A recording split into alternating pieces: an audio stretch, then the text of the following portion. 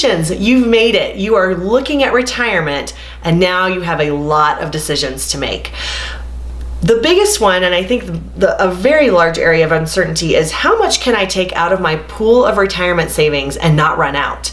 Now, if you knew how long your retirement was going to be, and that's my politically correct way of saying when you were going to die, this would be a super easy thing to tell you. You could just take the years you have left in retirement, divide those into the total amount of assets that you have, and boom, there's your amount that you can safely spend of your retirement assets and not worry about running out.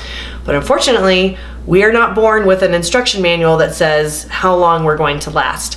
So we need to plan for a very long retirement, because as a financial advisor, certainly I don't want you running out of money in your mid-70s and then having to go back to work. That would be awful. So what we want to do is talk about a safe withdrawal rate from your retirement assets.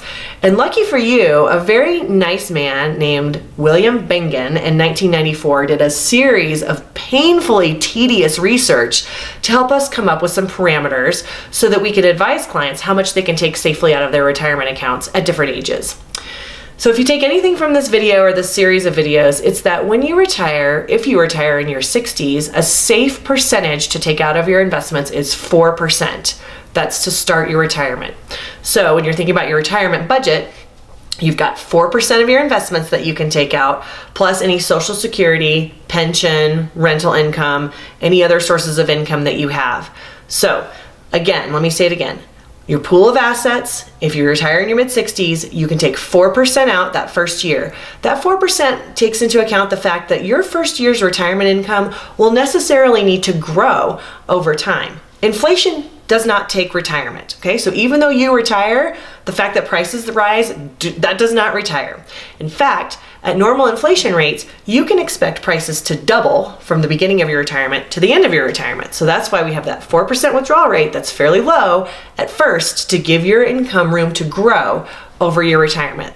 4% also takes into the account the fact that your investments will go up and down as well.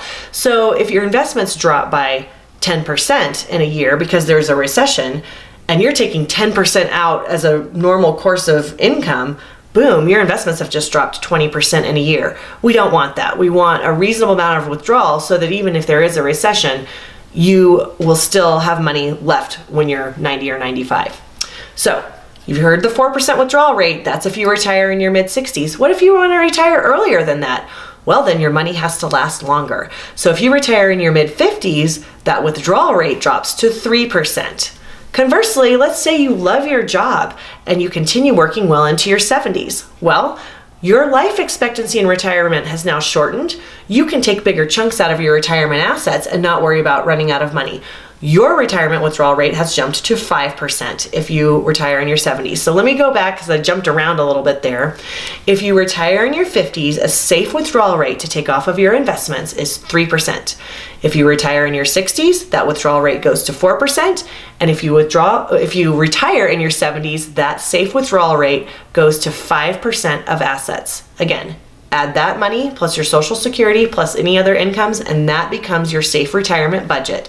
I hope this has helped you come up with some parameters so that you go into retirement feeling confident in the amount that you can spend and still have your money last through a long retirement.